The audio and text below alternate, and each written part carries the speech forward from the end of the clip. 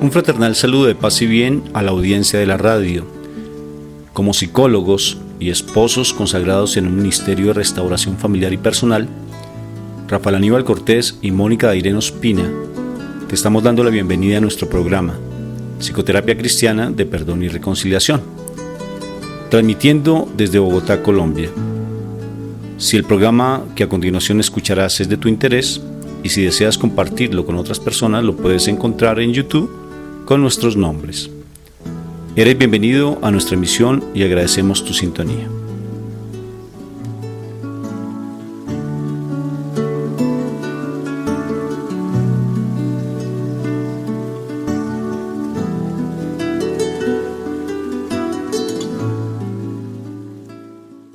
Hoy vamos a hablar sobre el poder del sufrimiento. Qué palabra tan rara, ¿no es cierto? Sobre todo que estamos hablando del sufrimiento y nosotros de una u otra forma siempre le rehuimos al sufrimiento. Vamos a hablar sobre el valor, el poder que tiene el sufrimiento. Suena muy curioso, pero es que nosotros siempre le rehuimos al sufrimiento. ¿Y por qué el sufrimiento? Entonces, sé que va a ser de mucho interés. Vamos a utilizar unos pasajes bíblicos para que por favor tengamos allí la Biblia a la mano y nuestro diario de la misericordia, porque en el diario es donde vamos a estar tomando nota de todas estas enseñanzas que el Señor nos da. Entonces vamos a empezar en el nombre del Padre, en el nombre del Hijo y en el nombre precioso del Espíritu Santo. Amén. Papito Dios, te doy gracias, Señor, porque tú eres grande, maravilloso, porque tú tienes siempre una obra grande para nosotros, siempre tienes un regalo, muchas bendiciones a nuestro alrededor y nosotros nos abandonamos en tu presencia para que seas tú el que hable a través de nosotros. Por eso nos despojamos de cualquier tipo de pensamiento, cualquier distractor que tengamos en nuestro corazón, para que seas tú, Espíritu de amor, Espíritu Santo precioso, majestad divina, divina sabiduría infinita profunda, para que seas tú quien en este momento tomes control de la comunidad, tomes control de nuestras vidas y seas tú quien hable a través de nosotros. Hoy queremos realmente hablar de un tema muy especial y es sobre el valor del sufrimiento, algo que constantemente le rehuimos, algo que nos da de pronto un poco de temor verlo, porque no queremos el sufrimiento, siempre queremos la dicha, el gozo que tú lo proporcionas. Pero también comprendemos que a través del sufrimiento se edifica mucho y queremos que nos hables realmente a través de tu palabra, que nos expliques, que nos hagas entender qué es el sufrimiento y qué valor tiene para nuestras vidas y cómo los podemos enfrentar, porque a veces tenemos mucho miedo de ello. Por eso, Espíritu de amor, nuestro cuerpo es tu templo, nosotros somos los hijos de nuestro Padre Dios. Y si somos los hijos y nos reconocemos como hijos es porque tú estás con nosotros, porque tú guías nuestros pasos. Que esa guianza que tú tienes, que esa guía que tú nos das, realmente nos dé la posibilidad de no estar alejados de la verdad y que no tengamos miedo de poder enfrentar las situaciones que se nos presentan, porque a veces andamos con muchos temores, Señor. Gracias, Majestad Divina, te damos la bienvenida para que seas tú quien dirija nuestros pasos y dirijas este encuentro. Bendito y alabado seas tú, Majestad Divina, por ese soplo hermoso que diste para que nosotros seamos realmente reconocidos como hijos de Dios, por ese Neshama hermoso, ese Neshama que es el soplo de aliento tuyo, ese soplo de vida. Bendito y alabado seas tú, en el nombre poderoso de nuestro Padre Celestial, nos entregamos a ti. Amén, amén y amén. Eclesiástico capítulo 2. Hijo mío, si tratas de servir al Señor, prepárate para la prueba. Fortalece tu voluntad y sé valiente, para no acobardarte cuando llegue la calamidad. Aférrate al Señor y no te apartes de Él, así al final tendrás prosperidad. Acepta todo lo que te venga y sé paciente si la vida te trae sufrimientos, porque el valor del oro se prueba en el fuego y el valor de los hombres en el horno del sufrimiento. Confía en Dios y Él te ayudará. Procede rectamente y espera en Él. Palabra de Dios, te alabamos, Señor. Papito Dios, que esta palabra que se ha declarado sea una palabra viva, más cortante que espada de doble filo y que penetre hasta lo más profundo de nuestra alma, de nuestro ser, para que realmente la podamos poner por obra, que no seamos solamente oidores de la palabra, sino que pongamos esa palabra por obra y seamos unos hacedores de la palabra. Que nuestro comportamiento, Padre Santo, después de haber leído esta palabra, sea un bello testimonio y fiel testimonio de lo que vamos a decir, para que realmente no nos quedemos simplemente en meros análisis, sino que podamos realmente empezar a demostrar que somos tus hijos amados y que realmente queremos llegar a vivir esa vida de santidad que tanto tú nos pides, para que nuestras familias también sean santas, para que las personas que están alejadas de Dios en nuestra cercanía, en nuestros seres queridos, si están alejados de Dios, ellos a través de nuestra santidad empiecen a tener un cambio de vida. Gracias, Padre Dios, por esa palabra que tú nos das. Amén y amén. Curiosamente, ahí en el esquema que nosotros hicimos en la charla que hablamos con Mónica sobre el saber, sentir y vivir, sobre la identidad, problema de la humanidad, hablábamos que precisamente lo primero que se daba era el dolor, y que el dolor generalmente se dan por muchas situaciones que hemos vivenciado. El dolor es fácil que en nosotros se dé, y que el dolor, cuando uno no lo acepta, aparece el sufrimiento, y que después del sufrimiento aparece el resentimiento y posteriormente viene la amargura. Y para poder cortar esas situaciones de amargura tenemos que recurrir al perdón, y un perdón de corazón. De lo contrario, siempre vamos a estar atados a una cantidad de situaciones emocionales, a unos hilos invisibles que no nos están dejando estar en paz, y que siempre estamos agobiados y no vemos como esa apertura o como esa luz en la oscuridad, no vemos esa luz a través del túnel, y siempre vemos que nuestra vida como que anda en un círculo vicioso de mucho dolor, de mucha amargura, de mucho resentimiento, de mucho sufrimiento, y como que las cosas no cambian. Entonces es importante que veamos que el dolor realmente tiene un valor muy importante, que ese sufrimiento tiene un valor muy importante, pero tenemos que empezar a reconocer qué es lo que hay detrás de ese sufrimiento. Y para eso pues uno dice, bueno, pero el sufrir sí es bueno. ¿Será que realmente el sufrimiento sí es de Dios? ¿Y qué sentido tiene el sufrimiento en nuestras vidas? Cuando dice esta palabra tan hermosa, que el valor del oro se prueba en el fuego del sufrimiento, y que si el hombre realmente no sufre, pues no va a surgir, pareciera como que no vinieran las bendiciones. Este pasaje de Eclesiástico capítulo 2 en general habla de todas las bendiciones de Dios. Dice que tengas paciencia, que esperes, que Dios siempre te va a traer realmente ese sueño que tú tienes, de pronto ese milagro que tú anhelas, pero que para eso tiene que estar relacionado con el sufrimiento. Y entonces uno dice, ¿cómo así que sufrir? Y quiero que estemos muy pendientes de ese pasaje. Quiero volverlo a leer y miren lo hermoso. Dice: hijo mío, si tratas de servir al Señor, prepárate para la prueba. O sea que si tú estás dispuesto a servir al Señor, tienes que prepararte para la prueba. Mira lo particular. Cuando yo les coloqué un mensaje que les decía que nuestras vidas, cuando hemos conocido de Dios, cuando hemos sabido que somos hijos de Dios, cuando nos deleitamos en la presencia de Dios, como han vivido muchos de ustedes, que hemos sentido esa presencia de Dios, entonces el Señor es como si le dijera al computador de nuestra mente, el computador de nuestro espíritu, le diera la posibilidad de reiniciarse. ¿Para qué? Para que el programa que se instaló en nosotros, que se llama Hijos de Dios, ese programa realmente quede bien aferrado al computador y se ejecute de la mejor manera, como se dice en términos de los de ingenieros de sistemas, y ese programa se ejecute. ¿Qué quiere decir? Que si somos hijos de Dios, el Señor inmediatamente después de que nos ha dado un alimento rico, como sucedió igual con Elías, que le dio el agua y le dio el comer para que después pasara un desierto, pero ese alimento que nos dio, esa medida rica en abundancia y hermosa, cuando decimos bendito, me estoy volviendo como loco, o sea, como que realmente yo tengo una paz inmensa, como que realmente esta dicha que estoy pasando con el Señor, ojalá no se me pasara, pero se nos pasa. Y en ese momento decimos, ¿qué pasó con lo que estaba sucediendo? Entonces, como les decía, viene algún temblor, viene alguna situación medio compleja con nuestros seres queridos, con nuestros hijos, con nuestros padres, una situación medio compleja, y automáticamente empezamos a dudar y creemos que realmente lo que vivenciamos fue netamente emocional. Pero dudamos. Pero ese sufrimiento que estamos teniendo es un sufrimiento que nos ayuda a crecer espiritualmente. Para eso quiero leerles un pasaje bíblico muy hermoso que está en Apocalipsis capítulo 7. Apocalipsis capítulo 7. La gran multitud con túnicas blancas. Después de esto miré y apareció una multitud tomada de todas las naciones, tribus, pueblos y lenguas. Era tan grande que nadie podía contarla.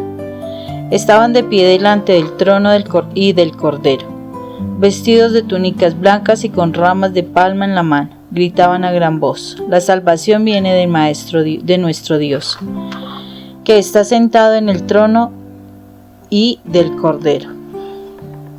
Todos los ángeles estaban de pie alrededor del trono, de los ancianos y de los 4 seres vivientes. Se postraron rostro en tierra delante del trono y adoraron a Dios diciendo: Amén. La alabanza, la gloria, la sabiduría, la acción de gracias, la honra y el poder y la fortaleza son de nuestro Dios por los siglos de los siglos. Amén. Entonces uno de los ancianos me preguntó: ¿estos que están vestidos de blanco, quiénes son y dónde vienen? Eso usted lo sabe, mi señor, respondí. Él me dijo: aquellos son los que están saliendo de la gran tribulación. Han lavado y blanqueado sus túnicas en la sangre del Cordero. Por eso están delante del trono de Dios, y día y noche les sirven en su templo. Y el que está sentado en el trono les dará refugio en su santuario. Ya no sufrirán hambre ni sed, no los abatirá el sol ni ningún calor abrasador, porque el Cordero que está en el trono los pastoreará y los guiará a fuentes de agua viva, y Dios les enjugará toda lágrima de sus ojos. Palabra de Dios. Te alabamos, Señor. Este pasaje bíblico que lee Mónica habla de la gran tribulación. Pues básicamente la iglesia cristiana siempre dice que va a haber un momento de gran tribulación y que posteriormente pues van a ser aparentemente que muchos van a desaparecer, y es el gran rapto, como lo dice la iglesia cristiana. Pero realmente este pasaje me gusta mucho porque cuando lo estudié habla de esos hombres vestidos de blanco y que están cantando y que son elegidos y escogidos y están cantando y alabando al Señor y que vienen producto de la tribulación. O sea, ¿qué quiere decir? Que yo personalmente me fascina cuando lo estudiaba, que son las personas que han sabido sufrir con entereza. O sea, que ante las situaciones que se les ha presentado han sabido mantenerse firmes, y son esas personas que han sabido ante el sufrimiento trascenderlo. El trascender el sufrimiento, el sufrimiento tiene un poder inmenso, y el sufrimiento tiene mucho poder cuando nosotros logramos ver la dimensión espiritual del sufrimiento y no nos quedamos en un plano netamente humano, porque si nos quedamos viendo el sufrimiento desde lo humano, ese sufrimiento realmente se nos convierte en algo tormentoso, en algo que no podemos soportar. Y realmente el sufrimiento se da para que nosotros crezcamos, es una forma de expiación, o sea, de purificación y de limpieza. Les voy a dar varios ejemplos con respecto a eso. Empecemos hablando de los santos. La gran mayoría de santos, todos sufrieron muchísimo. La gran mayoría, por no decir todos. Hablemos de alguien que conozcamos y que es muy popular, y uno de los santos más fuertes de toda la historia de la iglesia, que es San Francisco de Asís. San Francisco de Asís tuvo muchísimas enfermedades. Él murió muy joven, menos de 40 años él murió, y murió con bastantes enfermedades. Inclusive le tuvieron que cauterizar los ojos, y en esa época, en el año 1200, no había anestesia, y él le tuvieron que cauterizar los ojos con unos hierros encendidos al rojo vivo y cerrarle los ojos porque tenía unas enfermedades muy fuertes allí, y también padeció bastantes enfermedades. Si nos podemos saber, por ejemplo, el Padre Pío de igual manera también sufrió mucho, no solamente por las estigmas que él tuvo, sino también porque sufrió en enfermedades. Si vemos algunas videntes, de la cual a mí me fascina leer, que es María Valtorta, de igual manera también estuvo postrada en su cama mucho tiempo sufriendo. Y uno dice, pero ¿por qué este sufrimiento? Yo siempre me he preguntado, pero ¿por qué estas personas sufren tanto? O sea, que buscar de Dios implica sufrimiento. Sí, es la respuesta, sí implica sufrimiento, pero un sufrimiento diferente al sufrimiento que comúnmente hemos tenido desde el humano antes de conocer de Dios. Necesariamente pues nosotros con mi Mónica hemos conocido muchas historias y hemos tenido que atender a bastantes personas que han sufrido bastante en sus vidas por situaciones familiares, por separaciones de esposos, esposas, porque han visto mucha violencia intrafamiliar, abusos sexuales, abortos, bueno, una cantidad de situaciones impresionantes, homicidios, bueno, muchísimas cosas, abandonos afectivos, personas que viven en calle y unos sufrimientos muy fuertes. Y uno dice, ¿cómo es posible que alguien viva de esa manera? Por ejemplo, tengo el caso que a mí me sorprendió mucho, una señora, Moni, que me sorprendió mucho, que atendí. Una señora que ella, cuando se casa con su esposo la maltrata de una manera muy violenta, pero muy violenta. Empieza a serle infiel y él decide tener un amante en otra ciudad, y esta mujer logra realmente, independientemente del comportamiento por su esposo, porque la maltrataba físicamente muy fuerte, y por el maltrato que él recibía, ella recibía de su hijo, de su esposo, los hijos cuando ya crecieron empezaron también a maltratarla, y la maltrataban físicamente, no solamente desde la palabra. Y esta mujer decide realmente estudiar y sale adelante, termina su bachillerato, decide estudiar, pero como el esposo todos los fines de semana no estaba en la casa, ella se dedica a estudiar los fines de semana en la universidad y saca una carrera, y entonces se dedica después a trabajar, porque ella después trabaja en el magisterio y se dedica a trabajar con el gobierno dictando clase, y después, sorprendente, el esposo nunca se dio cuenta que realmente ella estaba estudiando, porque como no estaba con su amante. Entonces, ¿qué hacía esta mujer? Se dedicaba a estudiar, después saca un posgrado, y es curioso, logró sacar su carrera adelante, y ella realmente trabajaba como docente, y su esposo realmente casi nunca se enteraba, porque lo único que hacía era maltratarla físicamente todo el santísimo tiempo. Y cuando ella vino a hablar conmigo, yo decía, pero bendito sea mi Dios, ¿por qué tanto sufrimiento, Dios mío? Tanto dolor. Una mujer que realmente veía como sus hijos estaban desviados completamente de Dios, unos hijos que tenían muchísimos conflictos debido también al problema del papá, pero muchísimos conflictos en sus relaciones de pareja, en sus vidas personales, una cantidad de conflictos fuertes. Yo decía, pero ¿qué sucede? ¿Por qué aquí el sufrimiento? Y yo me cuestionaba mucho sobre eso. Decía, ¿cómo es posible que alguien tenga que soportar tanto dolor en su vida? Tanto dolor. Y veía que realmente el dolor tiene una importancia inmensa cuando le damos la parte espiritual, cuando le damos la capacidad de trascender, porque a través de ese dolor, aunque suena paradójico y sorprendente, esta mujer estaba salvando el corazón de su esposo y el corazón de sus hijos a través de este sufrimiento. Y uno dice, pero tendremos entonces que vivir un tormento, tendremos que vivir un infierno realmente para nosotros estar, o sea, ¿cuándo vamos a poder ser felices? La felicidad como que no hace parte de nuestras vidas. Y realmente cuando estamos buscando de Dios, ese dolor trasciende. O sea, pareciera como si estuviéramos enredados en esto, pero no es así. Y les voy a dar un ejemplo. En todos los santos, como les decía, ellos no les importaba ya sufrir, porque realmente el sufrimiento de ellos iba más allá, y lo que les importaba más era estar en la presencia de Dios. Lo que les importaba era el amor del Señor, y no les importaba el sufrimiento. O sea que ellos no sufrían. Ellos no sufrían. El sufrimiento físico trascendía, y no les importaba tanto el sufrimiento físico, sino realmente que las almas no se convirtieran. Por ejemplo, el Padre Pío. El Padre Pío sufría, ¿saben por qué? No porque tuviera los estigmas, porque los estigmas le causaban muchísimo dolor. Sus estigmas no solamente en las manos y en los pies, sino que él sufría bastante, incluso llegó a experimentar el dolor de tener las espinas del Señor allí en su frente. ¿Y cómo hacía él para soportar eso? Porque él no lo pensaba en eso. ¿Sabe qué era lo que le hacía sufrir a él? El ver que las almas no se convirtieran. El ver que las almas realmente no pasaran a confesarse, porque él tenía ese don de la confesión, y no se confesaran. Eso él era lo que más sufría. Por ejemplo, él duraba perfectamente un día sin comer, todo un día confesando, y a veces salía muy altas horas de la noche y se ponía a mirar, no sé si ustedes vieron esa película, y él se ponía a mirar y decía, por favor, ¿dónde están las almas? Las almas, para que no se condenen, para que no se mueran, por favor, necesitamos convertir a más personas. Ese sufrimiento también lo experimentó San Francisco de Asís, la Madre Teresa de Calcuta, todos, porque se daban siempre por los demás. Y termino con esta historia para que mi esposa también nos dé su comentario frente al tema.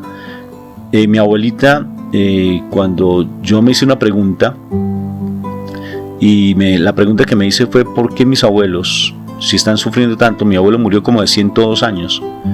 Mi abuelo prácticamente sentado, completamente ya sin poder casi caminar. Y imagínense todo lo que demanda a esa edad una persona. Y el hacer del cuerpo, el lavarlo, bueno, una cantidad de cosas fuertes. Yo decía, pero ¿por qué mis abuelos viven todavía? ¿Por qué el Señor no se los lleva? Y le hice esa pregunta al Señor. Le dije: Señor, ¿por qué no permites que mi abuelo y mi abuelita ya estén ante tu presencia y no te los llevan? Porque ellos están sufriendo. Y el Señor me hizo ver algo muy lindo. Me dijo: es que a través del sufrimiento de tus abuelos, lo que estoy haciendo es la conversión de todos tus tíos y de toda tu familia, para que tu familia empiece a crecer en la misericordia, en la caridad, en el amor, y se unan como familia. La verdad es que ellos están más pendientes es de la herencia. Si a mi tío le dieron una habitación, porque realmente fue así, mi abuela le heredó, le firmó una habitación a uno de los menores de los de 12 hijos, son 12 hijos, y le firmó, y eso ha sido un problema entre mis hermanos, entre mis tíos. ¿Por qué? Porque necesariamente ellos están pensando es qué va a pasar con esa casa, qué va a pasar con la herencia que se le dio, y ellos no están buscando realmente esa unidad. Ellos están dando un peso, uno da un peso más, otro da la presencia ayudándole a mis abuelos, otro de pronto no le dejan entrar. Se han presentado muchas dificultades, pero de una u otra forma se han encontrado. De una u otra forma han logrado medio unirse un poco, porque antes estaban demasiado separados, cada uno por sus lados. O sea que el sufrimiento de mi abuelo y el sufrimiento de mi abuela estaba ayudando para que mi familia, por parte de mi mamá, se estuvieran uniendo cada vez más. ¿Sí ves? Si ellos no lo comprendieron, eso ya es problema de cada uno, pero Dios da la posibilidad para que ellos realmente se unan. Y en otro momento mi abuelita estaba recostada en la cama porque ella casi ya no se puede levantar, y yo me acerqué a ella y yo le dije varias cosas. Le dije: abuelita, en vez de estar llorando por sus hijos, ¿por qué no hacemos algo? Oremos por tus hijos. Oremos por cada uno de nuestros tíos, por todos, oremos por todos. Y nos dedicamos a orar. Y ella se ponía a llorar y le decía: pero vamos a llorar de amor, para que el corazón del Señor esté en cada uno de los corazones de tus hijos, abuelita. Y empezamos a orar desde el más grande, que es mi mamá, la mayor, hasta el más pequeño, un tío, 12 hijos. Y orar uno por uno. Y fue lo más de hermoso, porque mi abuelita empezó a trascender el dolor que sentía por la conversión de sus hijos. Y aquí hacía en la oración: Papito Dios, este dolor que yo siento, esta angustia que experimento con mi cuerpo, yo te la pongo como sacrificio que no se compara en absoluto al sacrificio que tú tuviste en la cruz, para que mi hija mayor empiece a conocer cada vez más de ti, para que su familia se una, para que realmente ellos vivan en amor y empiecen a comprender que sin ti no se puede tener nada, que solamente contigo encontramos las cosas. Y este sufrimiento que experimento en la cama, Señor, donde no me puedo levantar, lo coloco en tus manos para que por favor tú le ayudes a trascender al corazón de mi hija. Y así vamos paulatinamente, uno con uno. Nos demoramos un buen rato, pero fue una oración donde logramos comprender el valor del sufrimiento y el valor de la trascendencia. Si nosotros nos vamos a pasajes bíblicos o a historias de la Biblia, nosotros vamos a encontrar una historia que es bastante importante y bastante conocida además, y es de José. José fue una persona que tuvo una situación de sufrimiento bastante marcada. José, de pequeño, siendo el menor de 10 hermanos, pues en ese momento solamente se contaban los hombres, las mujeres no se contaban entre los hijos. Él era el hijo menor varón de 11, el 11º hijo. Ese 11º hijo resulta que era el consentido de Israel. ¿Por qué? Resulta que él era el hijo de la esposa que realmente él quería, de Raquel. Y entonces, como era su hijo, el hijo de la enamorada de él, porque él tenía otras concubinas y demás, este José, pues tenía el consentimiento, él era el hijo preferido, al que le daban cosas bonitas. Los otros hermanos que eran mayores pues no eran tan especiales. Entonces José, a raíz de ese consentimiento, también andaba mucho con su papá, hablaba con él, compartía con él, etcétera. Pues los otros hermanos, los 10 hermanos mayores, sintieron envidia de él, y esa envidia lleva a que en algún momento ellos tenían muchas ovejas y tenían que cuidar las ovejas y demás. Entonces, uno de esos días, José, que era el pequeño, se fue con sus hermanos mayores. O sea, él fue a llevarle la comida a sus hermanos mayores. Y resulta que los hermanos mayores idearon un plan contra José. Y fue que básicamente ellos lo dejaron, o sea, quisieron deshacerse de él y salir con el cuento del papá de que una fiera lo había matado y demás. Y resulta que lo que ellos hicieron fue vender a su hermano. O sea que lo mandaron de esclavo. Mire que desde muy pequeño ese hermano empieza a sufrir. La particularidad de José es que el corazón de José era muy hermoso. José, en ese momento de sufrimiento, porque yo me supongo un hijo que es vendido, que es separado de su casa, que es tomado como esclavo, debe sentir angustia, debe sentir sufrimiento de muchas formas. Le toca empezar a hacer muchas cosas muy diferentes a lo que él estaba acostumbrado. Pues es lógico que él iba a sufrir. Sí, él pudo llenarse de venganza contra sus hermanos, él pudo llenarse, decir mil cosas, portarse mal, ir a consumir, porque desde siempre ha habido vicios, hacer maldades. Pero José no, José siguió creyendo, José creyó todo el tiempo, no se dejó contaminar su corazón. Y esto le dio la posibilidad de ir cambiando de sitio en sitio, que al principio no fue vendido, fue esclavo, etcétera. Pero resulta y acontece que él llega a ser, vivir en la casa de un personaje importante de Roma. Fue un esclavo, pero atendía a un personaje importante de Egipto. Entonces, este personaje vio que él era especial y demás, pero mire cómo es el mal. A pesar de que él estaba atendiendo al principal y demás, este personaje sufre el ataque de la esposa de este principal de Egipto. Y como él no accede a las pretensiones de esta mujer, termina en la cárcel.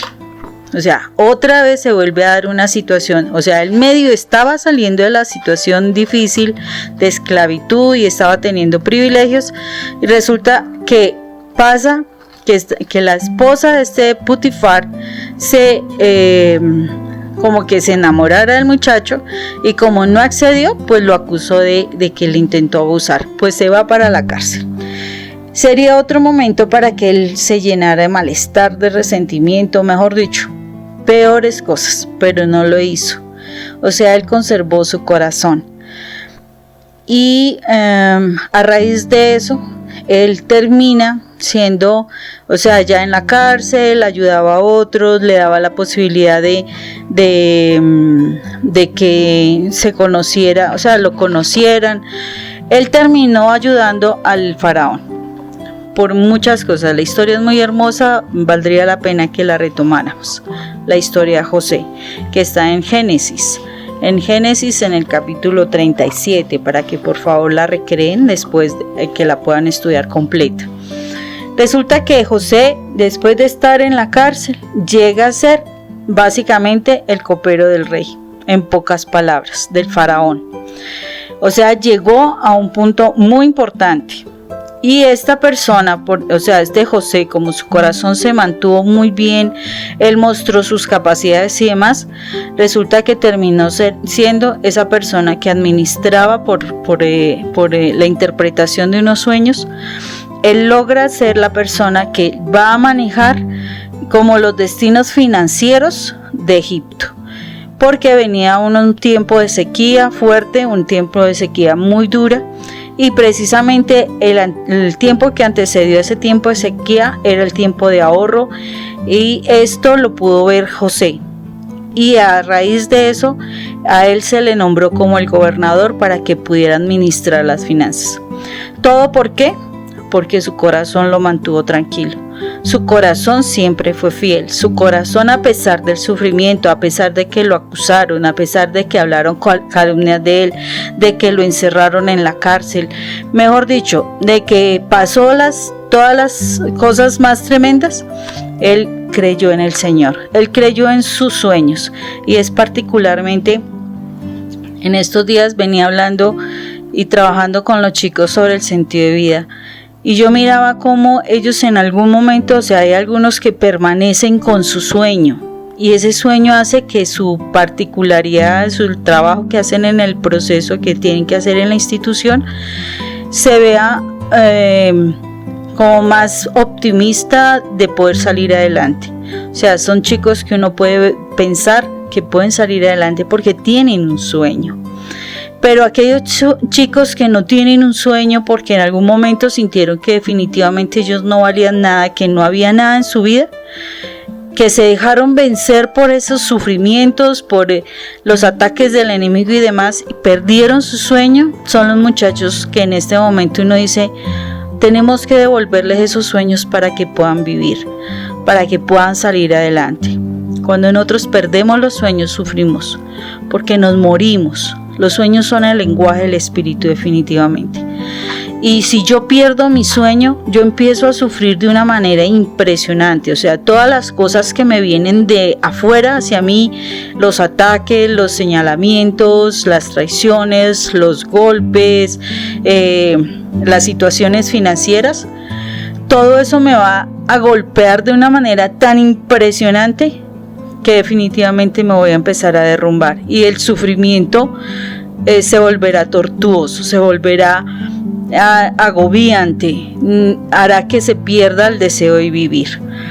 Pero si yo mantengo el sueño como lo hizo José, él mantuvo ese sueño, mantuvo la esperanza, mantuvo la fe, creyó en ese Dios, creyó en las promesas de Dios, él pudo soportar todos los sufrimientos.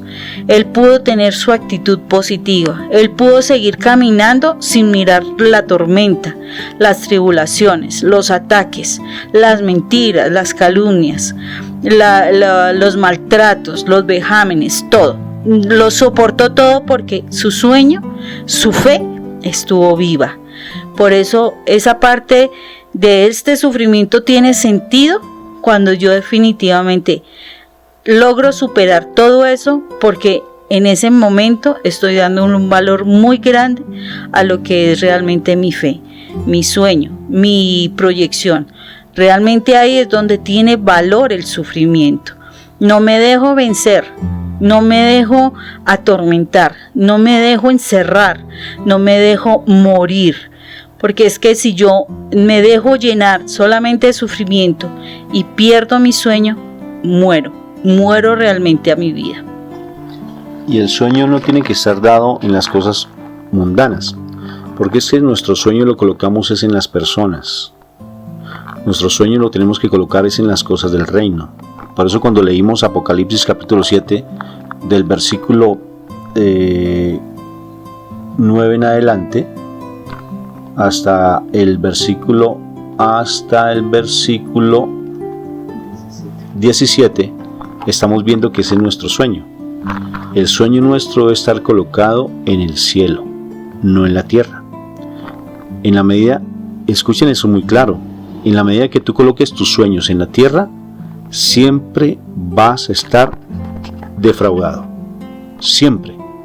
El sueño debe estar colocado en lo alto, en las promesas que Dios te da, en lo que el Señor te promete, en lo que el Señor te ha dicho que se va a dar.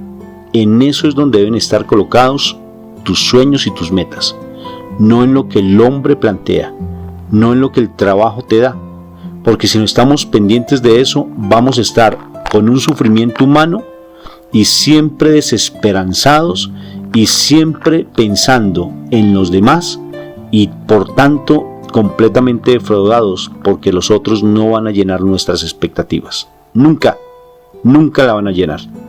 Si toda tu esperanza está colocada en que tu esposo vuelva, en que tu hijo cambie, en que tu situación financiera cambie, nunca se va a dar, porque no tienes puesta tu mirada en Dios. Y para eso fue que hablamos de los santos. Los santos, toda su mirada, toda su entereza, toda su visión, todos sus sueños estaban en Dios, no en el hombre.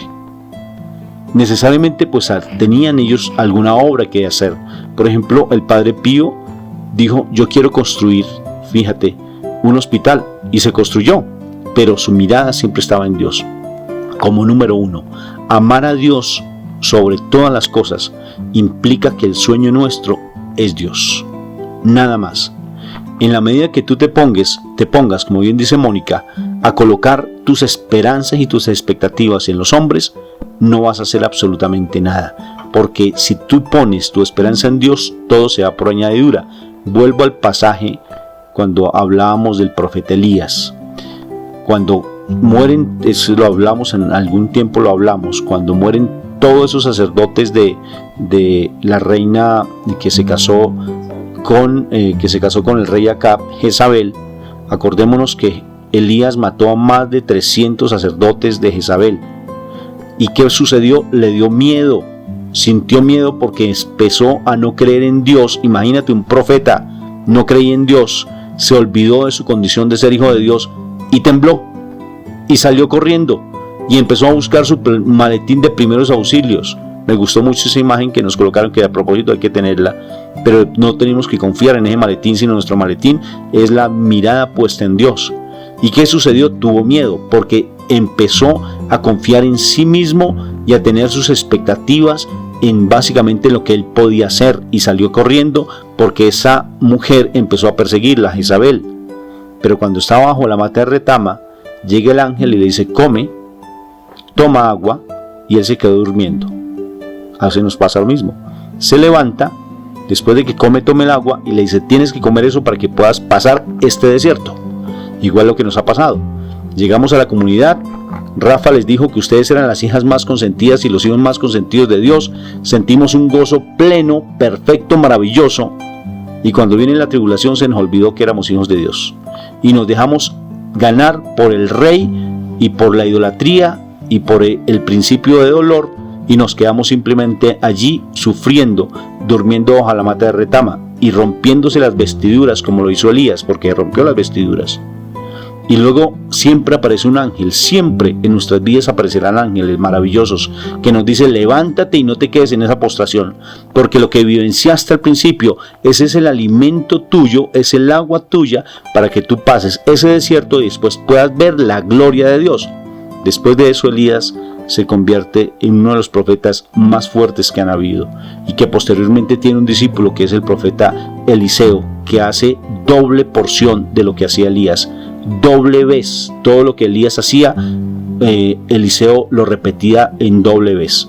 O sea, por tanto, la charla tiene que ver que el sufrimiento sí tiene un valor inmenso cuando nosotros lo trascendemos y nuestra mirada está puesta en Dios y estamos viendo las promesas de Dios. Como les decía, ese capítulo 7 de Apocalipsis es hermoso, porque está hablando de miles y millones de personas, de millones de ángeles, de seres de luz que somos nosotros, cuando realmente logramos trascender la situación que estamos vivenciando. O sea, no te quedes instalada, no te quedes instalado en esas situaciones que tú estás vivenciando. De lo contrario, vas a perder la bendición. Y si tú creces espiritualmente, te aseguro en el nombre poderoso de Cristo Jesús, que si tú estás sumergida y sumergido en la presencia de Dios, vas a lograr que tu familia se salve. Que tu familia, así ellos tal vez no cambien, tal vez tu mirada humana te digas que mi hijo y mi hija, mi esposo y mi esposa no están cambiando, pero cuando tú creces espiritualmente y empiezas a amar a Dios por encima de todo, cuando tú tienes como número uno en tu vida a Dios, necesariamente estás ayudando a que tu familia se salve. Necesariamente. Promesas hay. Si el Señor lo dijo, así es. y eso no es mentira. En la palabra nosotros encontramos un pasaje bíblico que es muy importante y dice: si tú te ocupas de las cosas del reino de Dios, todas las demás te serán añadidas. O sea, el Señor nos está diciendo que nos ocupemos de los asuntos de nuestro Padre Dios, y el resto Él lo hace. O sea, Él se encargará de nuestro esposo, se encargará de nuestros hijos, de nuestros negocios, de las finanzas, del trabajo, de todo lo que está sucediendo. Pero nosotros realmente debemos tener conciencia de que lo primero que tenemos que tener en nuestra vida es a Dios. Precisamente cuando dice: amarás al Señor tu Dios con todo tu corazón, con toda tu mente, con todo lo que tú eres, ¿cierto? Entonces quiere decir que primero, el primer lugar es Él. Entonces cuando llega en la mañana, a las 4 de la mañana, 5 de la mañana, tenemos que levantarnos. Nos levantamos a carreras porque nos cogió la noche, porque tenemos que hacer la comida del día, porque tenemos que hacer algo de aseo, porque tenemos que despachar a los muchachos para el colegio, o nosotros tenemos que salir a coger el transporte para irnos para el trabajo. Y resulta que madrugamos, pero a las carreras, trabajamos más para nuestras finanzas, pero tiempo para el Señor poco hay. Y nosotros estamos dedicándole las cosas al mundo, a nosotros, a Dios poco. Nosotros deberíamos tener nuestro primer momento a Dios. Nosotros queremos tener finanzas, deberíamos dedicarle tiempo a Dios, porque Él se ocupa de traernos lo que nosotros necesitamos. El asunto es que no lo estamos haciendo. El asunto es que no queremos sufrir un poquito por Dios, ¿sí? O para Dios. No queremos desacomodarnos. Estamos muy acomodados. La camita es sabrosa, sí, es calientica, es muy agradable, y más cuando en la mañana está lloviendo. Entonces, levantarse uno temprano es muy terrible, es un sufrimiento muy grande, imposible dárselo a Dios. Y eso es lo que el Señor a veces ve. Nuestra disposición para realmente levantarnos y hablar con Él, y orar, y estudiar la palabra. El Señor nos pide que Él sea el primero en nuestras vidas, y no el trabajo. Entonces queremos conseguir plata, y ¿sabe qué?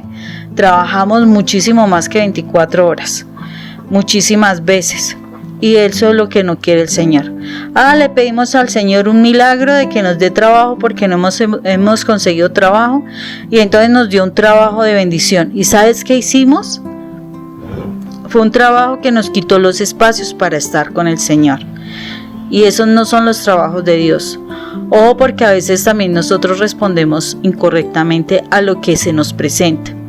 A veces pedimos un trabajo y resulta que cogemos lo primero que aparezca. Y si nosotros le hemos dicho al Señor un trabajo donde pueda trabajar mis 8 horas, pueda tener mis días para estar contigo, mi tiempo de oración, que yo pueda hacer obras en la iglesia, les aseguro que el Señor nos trae el trabajo de esa forma. Si nosotros no estamos pidiendo las cosas para que nosotros tengamos tiempo para Dios, les aseguro que nosotros nos vamos a meter a trabajos que nos van a distanciar de Él. Y a Dios eso no le agrada, porque lo único que tenemos es un Dios bombero, que viene y apaga el incendio, pero nosotros nos vamos a olvidar de Él. Y eso lo ve Él en nuestras vidas, nos ve esos corazones de alguna forma ingratos para con Él. Que de verdad nosotros tengamos en primer momento a Dios, que nuestro sufrimiento sea porque estamos en proceso de crecer, de acercarnos más, porque tenemos un sueño mayor para estar con Él, no para distanciarnos de Él. Que nuestro sufrimiento realmente le demuestre al Señor que Él es el primero en nuestro corazón, y que independientemente de lo que esté pasando con nuestra familia, con nosotros, con nuestro trabajo, etcétera, etcétera, vamos a confiar en Él, y Él abrirá las puertas, Él solucionará los problemas, Él sanará las heridas, sanará las enfermedades y demás. Pero yo tengo que demostrarle al Señor realmente que mi disposición es amarlo a Él por sobre todas las cosas y sobre todas las personas. Y de acuerdo con eso, el sufrimiento que tú estás pasando en este momento tendrá un objetivo, porque si solamente tienes en tu mente a Dios, te aseguro que Él no demorará para dar una respuesta. Pero la idea es realmente que todo sea para Él y Él traerá la añadidura. Qué bendición esta palabra. Tenemos que tomarla de esa manera. De verdad, yo me cuestiono mucho cuando alguien me dice: es que estoy sufriendo mucho, Rafa. Entonces yo pregunto: ¿te estás sufriendo con qué tipo de sufrimiento? ¿Con el humano o con el espiritual?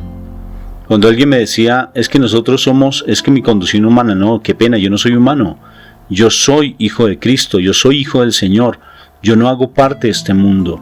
Así tal vez me vean, o sea, que es que Rafa, pero es que tú estás aquí. No, tal vez mi cuerpo está aquí, pero mi espíritu está en Dios, porque yo creo en las promesas de Dios. Como dice la canción, yo creo en la misericordia de Dios, porque si soy fiel en lo poco, Él me pondrá en más. Y ser misericordioso, compasivo, es el empezar a comportarnos como esos verdaderos hijos de Dios.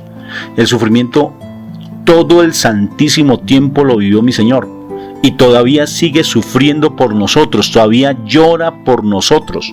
No sé si tú has escuchado que necesariamente en las apariciones de la Virgen María, ella cuenta que nuestro Señor llora por nosotros. La Virgen María llora por ti y por mí. Nuestro ángel precioso llora por ti y por mí. Llora cuando nosotros hacemos lo indebido, cuando hablamos mal del prójimo, cuando no hacemos obras de caridad, cuando empezamos con esos egoísmos, cuando nos dejamos realmente atribular por tantas situaciones. Él sufre, porque Él nos dice constantemente: estés tranquilos, tranquila.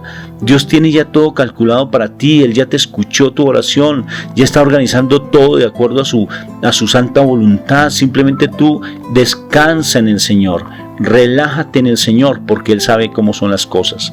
Quiero hacerles una lectura muy linda que yo tomé de diferentes pasajes bíblicos, y son las promesas del Señor, y quiero que las escuches para que no te dejes atribular cuando vienen las situaciones difíciles. Si estás pasando un momento difícil en tu relación de familia, con tu esposo, esposa, con tus hijos, escucha lo siguiente. En tu trabajo, quiero que escuches las promesas de Dios. Y quiero leerla en el nombre del Padre, y del Hijo y del Espíritu Santo, para que esta palabra quede grabada en tu corazón con letras de fuego, y no se borre jamás, y la sello con la sangre de Cristo. Y conoceréis la verdad, y la verdad os hará libres. Cristo nos dio libertad para que seamos libres. Por lo tanto, manténganse ustedes firmes en esa libertad, y no se sometan otra vez a la prisión de la esclavitud del pecado y las cosas malas, pero no usen esa libertad para dar rienda suelta a sus instintos. Más bien, sírvanse los unos a los otros por amor, porque toda la ley se resume en una sola: ama a tu prójimo como a ti mismo. Tengan cuidado, porque si ustedes se muerden y se hacen daño los unos a los otros, llegarán a destruirse entre ustedes mismos. Sean prudentes y manténganse despiertos, porque su enemigo el diablo, como león rugiente, anda buscando a quien devorar. Resístanle, firmes en la fe, pero después de que ustedes hayan sufrido por un poco de tiempo, Dios les hará perfectos, firmes, fuertes y seguros. Tu Padre Dios te promete: si cumples mis mandamientos, nada te podrá derrotar en todos los días de tu vida, y yo estaré contigo así como estuve con Moisés, sin dejarte ni abandonarte jamás. Esfuérzate y sé valiente, porque de ti saldrán grandes cosas buenas. Lo único que te pido es que te esfuerzas y seas valiente, y que cumplas toda la ley. Cúmplela al pie de la letra, para que te vaya bien en todo lo que hagas. Repite siempre lo que se dice en el libro de la ley, y medita en él de día y de noche, para que hagas siempre lo que se te ordena. Así, todo lo que hagas te saldrá bien. Yo soy quien te mando que te esfuerces y que seas valiente. No tengas miedo ni te desanimes, porque yo, tu Padre, tu Señor y Dios, estaré contigo donde quiera que vayas. Palabra de Dios, te alabamos, Señor. Y esto es bíblico, no es simplemente un escrito que yo hice, sino que esto está tomado de toda la Biblia, de las promesas que el Señor hace. Y si Él lo prometió, es así. Si Él lo prometió es porque así ha de ser. Porque siempre el mal, acordémonos cuando hablamos de Génesis, siempre va a negar la palabra de Dios. Por todo y por todo, siempre va a decir que es mentira lo que el Señor dice en su palabra. Por tanto, realmente mantengámonos firmes a lo que el Señor dice. Y si estamos pasando un momento de tribulación, mantengámonos firmes, porque sí hay que hacer sacrificio, como Mónica lo decía. Incluso yo alguna vez pensaba, ¿por qué tenemos que hacer un bendito rosario? Si es que el rosario, hablaba con los muchachos, si es que el rosario a veces se vuelve tedioso cuando uno no tiene la costumbre. Y los muchachos nomás haciendo la coronilla y la misericordia, que se demora 10 minutos, uno lo empieza a verlos en la segunda decena cabeceando, haciendo gestos, bostezando. ¿Y por qué? ¿Y saben por qué? Lo comprendí cuando yo se lo explicaba a los chicos. Cuando la Virgen María nos pide en sus apariciones que hagamos pequeños y grandes sacrificios, por ejemplo el hecho de hacer una vigilia, la vigilia es un sacrificio que uno hace. Cuando uno hace un ayuno, el ayuno es un sacrificio que uno hace, es un pequeño sufrimiento. ¿Para qué? Para doblegar las pasiones, para doblegar la mente, para doblegar el cuerpo, que a veces nos dominan y dominan el espíritu. Y el rosario es una forma de hacer un pequeño sacrificio. Por eso hay que hacerlo meditado, despacio, no a las carreras. Si hacemos la coronilla a las carreras, diciendo cada oración a las carreras, eso no tiene sentido, porque cada oración es una forma de uno empezar a meditar en su pasión, dar esa rosa a la Virgen María, y es un pequeño sacrificio. O sea que el sufrimiento tiene un valor tan inmenso cuando tenemos la mirada puesta en Dios. Si tú no tienes la mirada puesta en Dios, ay Dios mío, te aseguro que hay medicamentos que te pueden ayudar, humanos, a calmar ese dolor y no sufras más, porque ese sufrimiento humano no te sirve de nada.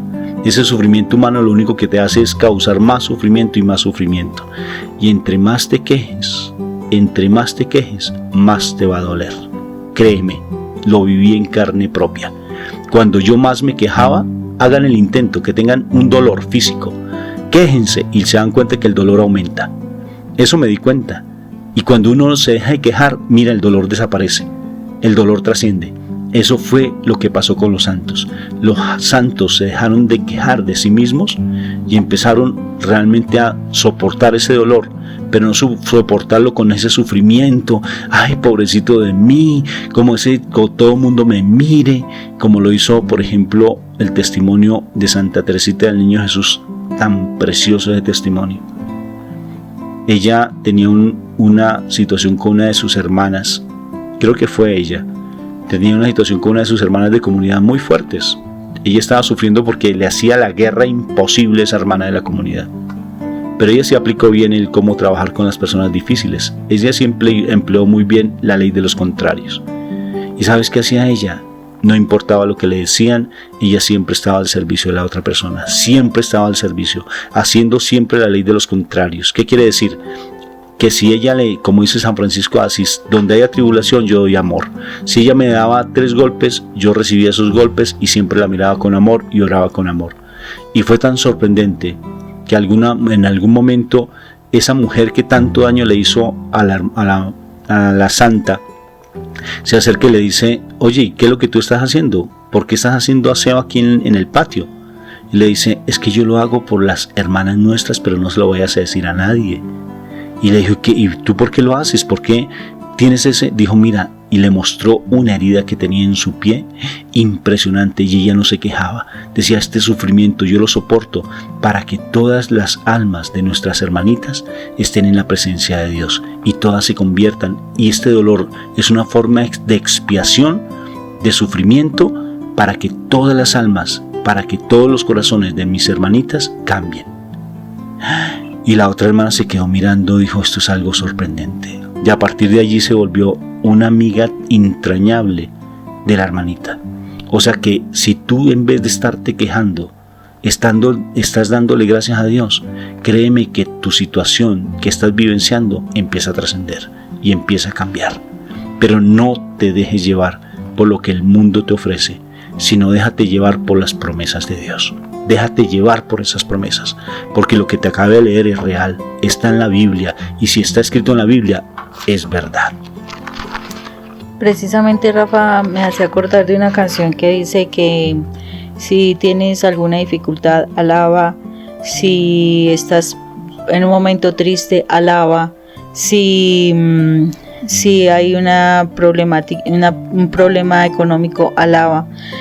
Lo que el Señor quiere es que en todos momentos difíciles nosotros alabemos al Señor. Si nosotros alabamos al Señor, realmente todo se supera más rápido de lo que uno piensa, y segundo, uno definitivamente da la gloria al Señor, que Él es el que soluciona todas las cosas. En la medida en que nosotros mantengamos esa actitud, el Señor hará por nosotros y solucionará las cosas por nosotros, porque todas las demás cosas serán añadidas. Entonces es la invitación de que este sufrimiento que a veces pasamos, se lo ofrezcamos al Señor y alabemos al Señor. Cuando tú más triste estés, alaba al Señor. Cuando tú más desesperado estés, alaba al Señor. Siempre busca la compañía de Dios, porque nuestra confianza en Dios nos trae las respuestas. Nuestra confianza en Dios está diciéndole a Dios, actúa en nuestras vidas, nosotros simplemente nos dejamos llevar por ti. Y esas respuestas vendrán más rápido, vendrán mucho más rápido, y verás la gloria del Señor cuando tú permitas eso en tu vida.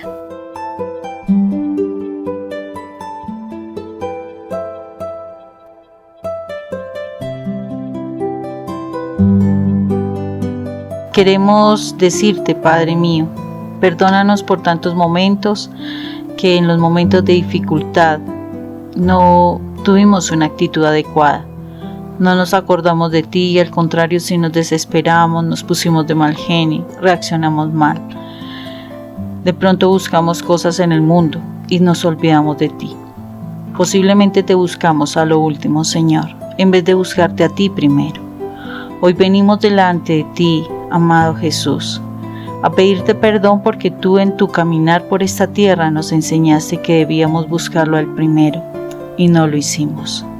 Por eso hoy queremos que con tu sangre, amado Jesús, esa sangre que tú derramaste de la corona que fue clavada en tus sienes, en tu cabeza, Señor, esa sangre la apliquemos sobre nuestra mente para limpiar nuestros pensamientos y permitirnos, Señor, en primer momento, ante una situación de dificultad, de angustia, nosotros pensemos primero en ti.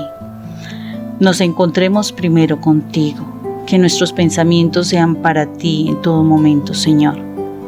Hoy te queremos dar gracias, Padre eterno, porque tú nos ayudas a entender, nos ayudas a comprender que en todo momento, si nosotros te alabamos, Señor, tú actuarás por nosotros, tú irás primero, tú vencerás, tú abrirás las puertas, tú derrotarás al enemigo, tú traerás al que se haya caído, tú traerás al que se haya ido, tú acercarás a aquellos que hayan querido alejarse de nosotros, Señor. Cuando nosotros te alabamos, Señor, tú nos amas, Señor, tú nos amas, porque en la alabanza nosotros demostramos nuestra confianza en ti.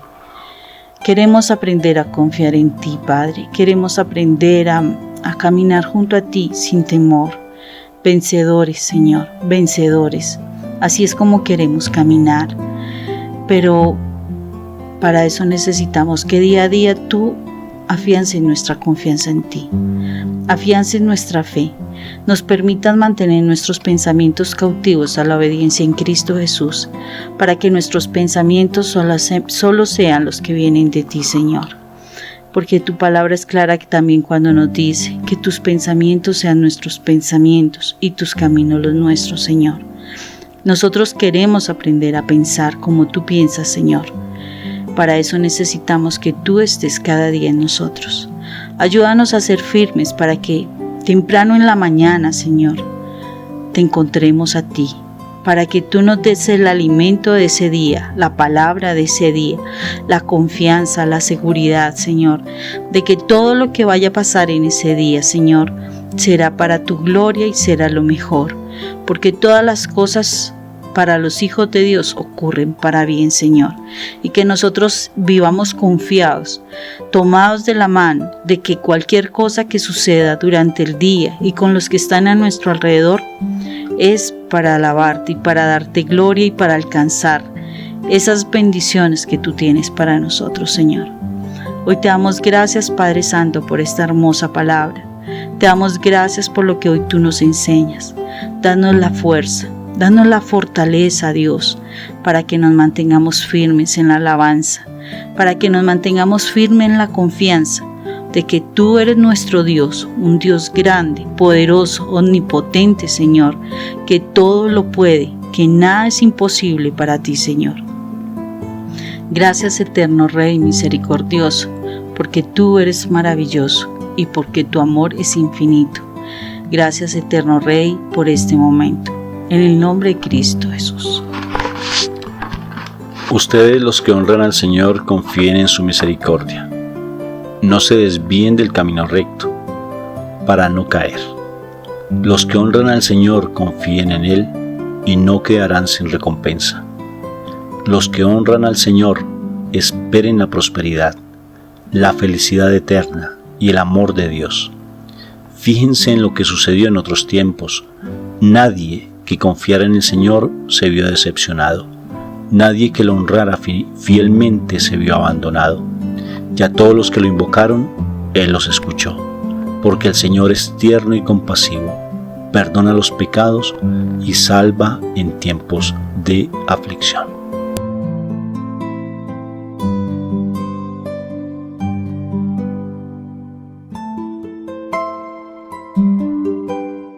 Si esta conferencia te llamó la atención, puedes encontrarla allí en YouTube con el nombre de mi esposa Mónica Irene Ospina o el mío Rafael Aníbal Cortés, y estamos muy gustosos de poderte atender si en algún momento lo requieres, o si en tu comunidad desean que nosotros vayamos y compartamos nuestro testimonio o dictemos alguna charla específica.